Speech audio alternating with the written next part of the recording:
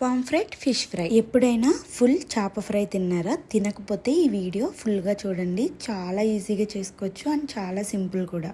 చేపల్ని నీట్గా క్లీన్ చేసేసుకుని పక్కన పెట్టుకోవాలి. ఒక ప్లేట్లో ఉప్పు, కారం, పసుపు, ధనియాల పొడి, జీలకర్ర పొడి, గరం మసాలా, అల్లం వెల్లుల్లి పేస్ట్, నూనె, లైట్గా వాటర్ వేసుకుని థిక్ పేస్ట్లా చేసుకుని చేపలకి ఘాట్లు పెట్టుకుని చేపల్లోకి మసాలా వెళ్ళేటట్టు మంచిగా కలుపుకుంటూ మ్యారినేట్ చేసుకుని ఒక 1 అవర్ ఫ్రిడ్జ్లో పెట్టుకోవాలి.